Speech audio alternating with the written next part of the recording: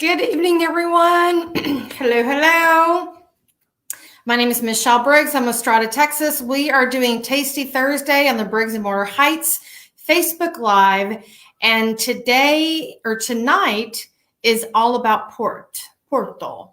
So you saw in my invite or my Facebook invite that hands down, this is one of my favorite after dinner drinks. And port is a very sweet, it's a fortified wine, residual sugar, high in alcohol content, and it's a 3-ounce pour. That's it. It's a 3-ounce pour after dinner. You may have a second glass, but that's pretty much the max. You don't want to go over the really 3-ounce, max 6-ounce pour. And I have great news. So Tatiana and I spoke, and she's going to be back with me on October the 22nd. So we're going to get back to highlighting some of the Scout and Cellar wines that she is the wine consultant for. So I am super, super excited about having her back with me because this whole solo thing. And I tried the crafty thing, and I don't know about the whole crafts. The Monster Rocks were a hit in our neighborhood. The kids loved them. They loved them. The glow-in-the-dark pumpkins, I only did 2 of those, and I went ahead and gave that to Kate and Ann, and they loved them as well. So I just decided that let's just get back to, drinking some wine. So port, we have, in fact, today we are drinking Graham's 20-year port, right? And there's so much history behind this wine. So I'm just going to pour a glass, and you sip on this. You sip on port. You don't chug it. We should be sipping on wine anyway, but I'm just saying. This really is like an after dinner drink. It's like, Greece with their, oh God, I'm trying to think of what they have their aperitif. So this is 20-year port. So it's been aging for 20 years. You can tell this is a bottle that we've had at the house. And obviously when this one is done, we will move on to the next one. So port. So port is produced out of Portugal, Spain. Bill and I went to Spain, and we had an opportunity to go to Madrid, and then went to Granada, however you say it. And they had an amazing drink that was a vermouth. And when I thought vermouth, and we know what vermouth is that to me, it reminds me of bitters. However, not in Madrid, not in Granada. It is super sweet, and it's amazing. They do an orange twist to it and put it in. It's just really good. I fell in love with that drink. But your ports, your fortified wines, tonight truly is about your cheat sheets. When I say cheat sheets, it's learning about the port, learning about the region. You guys, I have my Kevin Zarelli Windows on the World complete wine course. There are several pages that talks about the different ports. This particular one is a tawny port, but they do have the ruby ports. They have aged tawnies. There's different types of ports that you can have. And Toya, like brandy after dinner. Exactly. So it's, like I said, it's your aperitif. It's the after dinner drink, whatever it is. And for the life of me, cannot remember what it is. Clear. It's like a black licorice. It's Greece. I don't know, but we'll talk about port tonight. So port though. So port I thought this was a really great thing. The Portuguese have been shipping port wine to England since the 1670s. During the 1800s, to help preserve it for the long trip, shippers fortified it with brandy. There you go, resulting in port as we know it today. So port per year that's produced per year, 60% of it is the tawny and ruby, and you get a lot of the tawnies. More so than I guess I look to the tawnies more so than I do the rubies. Rubies are not as sweet, in my opinion, than your tawnies. But you have your vintage that is about 30% aged tawny, vintage port. So there's different levels, right, of port. And the Tawny Port is the lighter, more, it's like a more delicate, balanced from many vintages. And it's, it's reasonably cost. This particular one, because it is 20-year, there's six grapes, Graham 6 grapes. There's 10-year-old port. So there's different level of ports. We do like the 20. This is about $50 at Total Wine. So if you haven't tried a port after dinner, I would recommend going with 6 grapes. It's really easy drinking.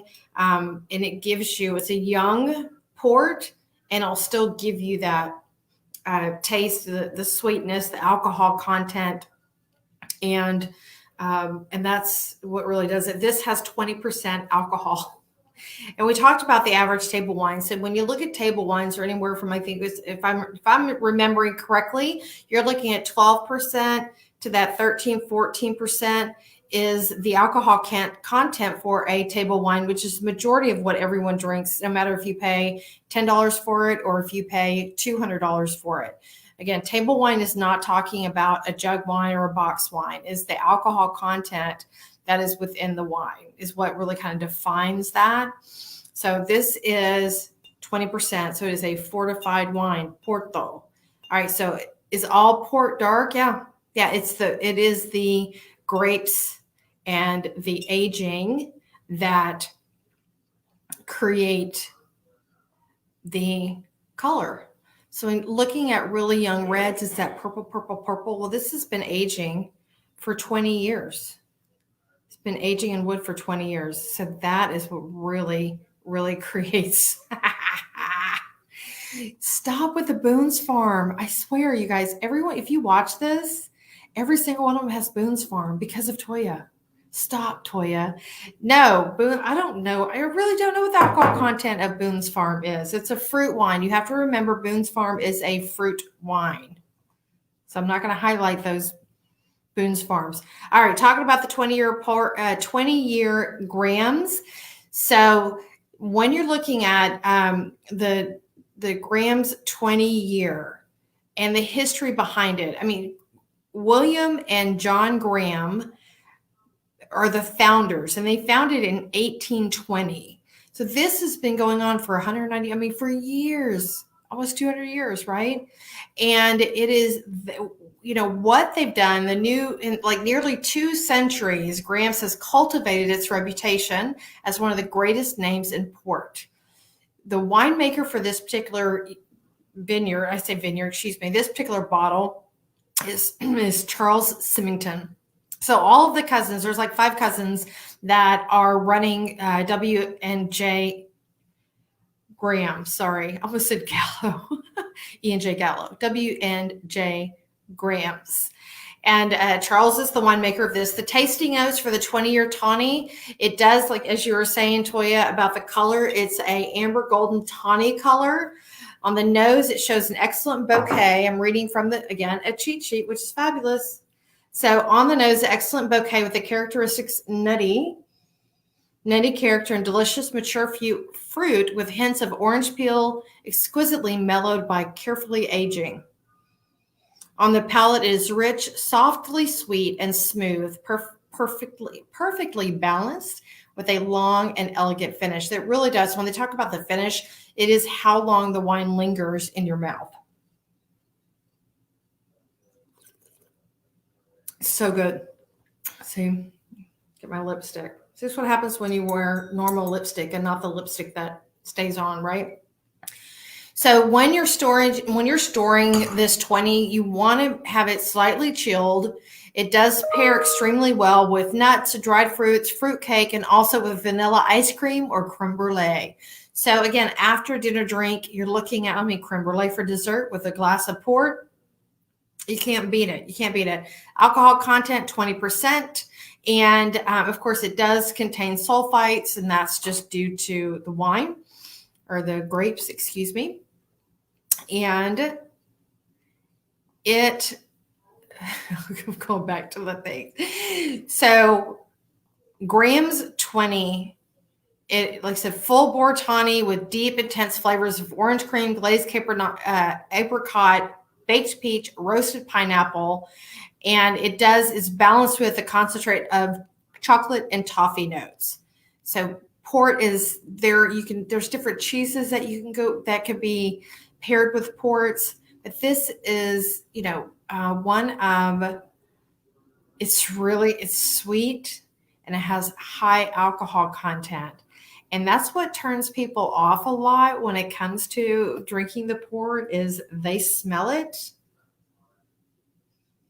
and they go, whoo, oh, it smells alcohol. That's it. So when you talk about an aftertaste, is there an aftertaste like red wine? Now, you have, like I said, it does completely fill up. I say fill up. It's like it has a finish. It has a lingering finish. So when you have a sip of port, you're gonna taste it.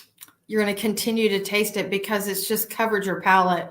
Because it is you can't really get an idea of the thickness of it. You can see the legs in this a little bit more so than we did in the reds. You kind of see the legs on it. Right, you can tell it's an older wine, has the brown. It's not like super purple. This is, again, a 20-year. It's a 20-year port. All right, let's learn a little bit more. Let's go to the book. So whoops. I've only had one glass. That's it. One glass. That's it. All right. It's not about port. Over the past 10 years, Portugal has shifted its focus to dry reds and whites. That's a little disappointing because I do love Portugal and their ports. The British love port. Traditionally, I love this. I read this earlier. The British love port. Traditionally, on the birth of a baby, parents buy bottles of port to put away until a child's 21st birthday. Wow. And or at the age of maturity for a child. Let me start over. Until the child's 21st birthday, the age of maturity for a child, and also a fine port. Can you imagine buying a 20-year-old Graham's port bottle when a baby's born and then opening it up in 21 years? It's a 41-year-old bottle. I can only imagine what it's going to taste like. Oh, I want to be there when that gets open. I want to be there when it gets opened. All right, so guided is basically the guided tasting. When you're looking at trying different ports, this is a great example. So when I lived in St. Thomas, I was born in U.S. Virgin Islands in St. Thomas, and we moved to Texas when I was really, really young. So I was raised in Houston, Texas. And in my late 20s, I was really at a position where I was completely debt-free, and I really didn't know where I was going. I didn't own a home. I wasn't married. I had no children. So my father said, go back home. Go to St. Thomas. And I'm like, well, I don't really know that, that many people out there. And he's like, call your Tia Gloria, talk to Manta. So I did. And I went to St. Thomas in my late 20s for a 3-month vacation to get to know my family. To really get to know my family, the culture, the history, the hill that my family has lived on for over 100 years. Like, what is this about? What is island life? And within the first 3 months, I got a really great job on island. That's what really fired up my love of wine. It was the second largest distributor of beer, wines, and spirits within the Virgin Islands. It was called West Indies Corporation. Dominic Cottespot was the president. I was his assistant, and I got bored behind the desk. So I wanted to get into sales. And no kidding, I mean, mind you, this was 15 years ago. However, even at that point in time, he said there are no women sales reps, no female sales rep. So being the president's assistant and being in his ear every single day, I just kind of kept plugging in, kind of, planting the seed. And Chris went on to, Chris, your last name. He's in Seattle now. And we still talk, Chris Taft. And he went on to go back to the States and I was given his position. And his position was working with all of the hotels and the high-end restaurants. And what that really speaks to is knowing wine. And I did not know wine. So I learned really, really quickly, and it was a ton of fun. And before I left Ireland, because was staying for 3 months, decided to move there. I was never coming back to the States. And my father said I was on a perpetual vacation. He would see me in less than 5 years. And my father was right. I was out in 3. I was done after 3 years in St. Thomas. And I learned so much about wine. I got the wine position, and I ended up, before I left that company, I was number 2 sales rep. The men were floored, and it changed their point of view and having a female sales rep. So I was excited about having that impact on that company and being really a positive influence, if you will, and really women power. It was a ton of fun. It was a ton of fun. So that's what really got me started for the love of wine, and being a wine rep was great. It just really was a great experience. I got back to Houston, and I applied with Glaciers and Republic. Republic at the time was number 1 wine distributor here in Houston. Glacier was number 2. Republic wasn't hiring, and Glacier, I went on 3 interviews, and I realized that the title industry was deep in my heart, and it's what I knew, right? It's so easy to go back to what you know. So I just jumped right back into title. I had a fee attorney that was asking me to come on board and paid me a lot of money, and I went. So that kind of went the wine history there. So when you're doing, I digress. So when you're talking about tasting, and I brought up St. Thomas, there's a gentleman that he still lives on island. He's on Water Island. He's still a friend. His name is Eric Ackerson, and he leads the chili cook-off. There's so many things that he heads up in the St. Thomas in the U.S. Virgin Islands. And him and I were really great friends. And we used to do port nights. So Craig would seat you, Sally would cook for you. They had a different menu every night. It was in the heart of Frenchtown. It was walking distance from my home. So we would do port nights. And the first time we did a port night, we started at the 6 grapes, right? The the lower end of the spectrum. And which, and they tell you this in the book, they want you to start with where does it say? Move from youngest to oldest. So the 6 grapes is kind of that really young port, drink now. And then we moved on to the 10-year, and then the 20-year. We did a 30-year, and we got to a 40-year port. And by that time, the 40-year port, you really can't taste it. So we really made a determination that we kind of wasted our money on the 40-year port, because it really didn't get the taste of that port. Because I say this, and I'll say it here, your palate is trashed. It's like, look, when you start drinking wine, drink the really good bottle, because the second bottle, you're not going to care what it tastes like, right? So drink your really good bottle first, and then go on to the next level. So we flipped it around. We started port nights at Craig and Sally, sitting at the bar, and they would have Trivia Pursuit, and everyone was at the bar. You always take turns asking questions. So it was a really great time. But if you are going to start drinking port, start the 6 grams and the 6 grapes, excuse me. I think grams, this is the 6 grapes. Start there. It's really great. There's sherries, there's Madeiras. I don't care for either one of those. However, people do drink them as an after dinner drink. And when I speak to sherries and I speak to Madeiras, I use them in cooking. I don't taste them. Excuse me, I don't drink them. So what else can we talk about with port? There's so many things. There's so many great memories with port. So enjoying port, because the bottle of port is likely contains sediment. That's a new word. Decant the wine before serving. So when we talked about decanting before, and I don't know that we've brought up the word sediment. So this, I don't see any sediment at the bottom of this bottle. Yeah, they're pretty much taking care of it. So when they talk about sediment, when you get into your older wines, They want you to decant them because of, as it's aging in the wine, there's some residue. There's, it's just, I don't know the proper terminology, and I apologize, and I'll Google that for us for the next time. But there is, I don't know, what do they call it? What do they call it? What do they call it? Residue. All right, I'm moving on because you can't pause too long, right? So you decant because you do not want to drink what's at the bottom of a old bottle of wine. It's just bitter, it's nasty, it's just, you just don't do it. When you decant, then you pour the wine into the decanter, it aerates it. Like I said, we spoke about that before.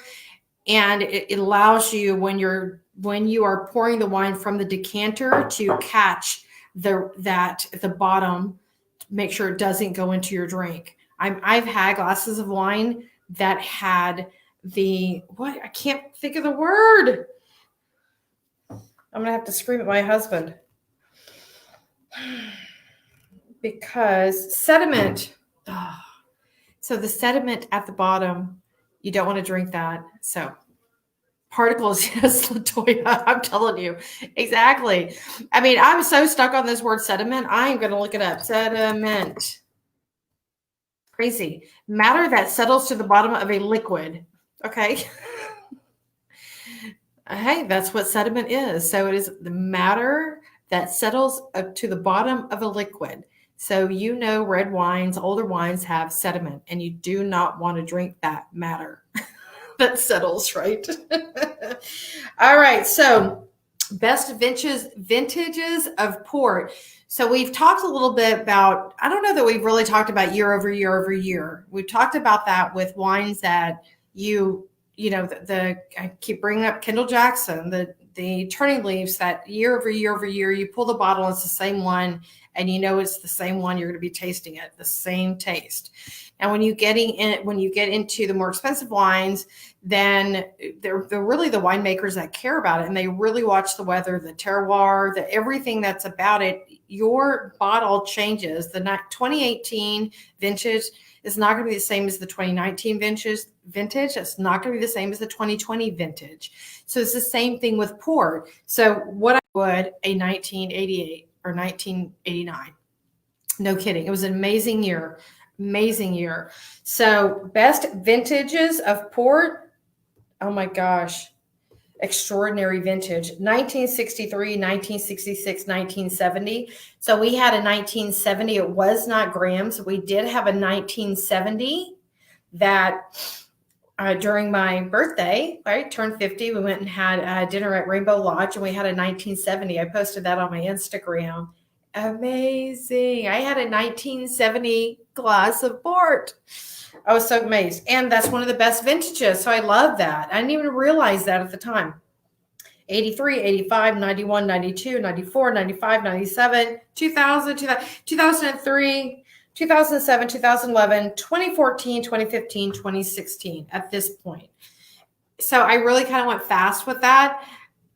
It's just a gauge for you. If you're going in and you want to buy a bottle of port, talk to your Total Wine rep, talk to your specs rep, have a conversation with them. And when they're, sharing the wines with you, just kind of remember those years. They're going to know the years, but just kind of remember those years, because those are going to be the really, really great wines. All right, food pairings. The sweetness of port might deceive you, but it's particularly a versatile wine for pairing with food. I say it's an after dinner drink. Have it with a creme brulee. Well, let's continue. Let's see what this says. The French drink it as an aperitif to stimulate the appetite before a meal. I didn't realize that, but that might be my next excuse. We go to dinner, I have a glass of port before we eat. I love it. The sweetness of port aligns nicely with other sweets, such as poached pears, but that the same sweetness helps balance food with more bitterness or saltiness in them, such as cheese, especially a good Stilton. We love that. Dark chocolate or walnuts. It makes it, And this is Kevin Zraeli speaking. I like it best after a meal as a dessert wine so that it can shine all on its own. So that's what I say about it being a dessert wine. It's after dinner drink. There's other fortified wines. They talked about the vermouth. Italy and France, marsalas. You get chicken marsala that you get at the Italian restaurants. So that is, that's just a different type of port. Again, Madeiras, your sherries. To me, it's all about that's the drinking. And the first vintage port was recorded in 1975. And what's showing up for me is we have not talked about the varietal. Let's see. Port wines perfected more than 20 years. We know 20 years. Tasting notes: rich, soft, sweet, smooth, perfectly balanced, long and elegant finish. The Symington, it's Symington family. The Douro Valley, it's Portugal. We were so close when we were in Spain. We just didn't have time to stop. That we would have never left Portugal. I'm telling you. I'm just Googling really quick because I know it's a red wine. I just want to see what varietal really makes it. I want to say, it says here's a whole variety. This is Taylor Flygate, is another really great port producer. And let's see what they say. Port wine is made from a wide range of traditional grape varieties. So it's a blend. So they blend the grapes together looking at region. But I still want to see what the actual grape is. I guess I've just never really cared because I've always loved it. And now they're talking about how it's crushed and processed. Okay. Making port wine. All right. Well, we are at the end of our 30 minutes. We'll talk about it again. I'm sure we will. This is a port glass. Riedel makes a glass for every varietal that is on this planet. And this particular is a port glass. And the port glass, it's for the 3-ounce pour. It's to spin. It's made it's the top of it's closed so that way you can get a good smell. All right. So if port is so sweet, well, one last question. Sorry, Toya. All right. If port is so sweet, how can it be okay with creme brulee? It's balances. It's the sweetness in the creme brulee and the sweetness that's in the port. So there is an acidity in the port, is a high alcohol content. So the creme brulee, the creaminess of the creme brulee it's going to balance that out. It's going to make it softer on the palate. So that's a really good question to end this 30 minutes about port wine. Thank you so much for joining me. Michelle Briggs with Strata, Texas. I always ask you to follow me on Facebook, like my Facebook page, pretty much all social media. All you have to do is search RELTR, the number 4 and the letter U, because I am the realtor for you. I always end that way. Don't forget Tips Tuesdays. We have increased our Tip Tuesdays to the first, second, and third week of the month. And that is all about being a resource to you, my clients, future clients. And it's not all about real estate. It is businesses that we are highlighting to really show their expertise and how they could potentially help you in your everyday life. So again, everyone, thank you so much for joining me. RELTR, the number 4 letter U, because I'm the realtor for you. Get my finger right. All right, you guys have a great night.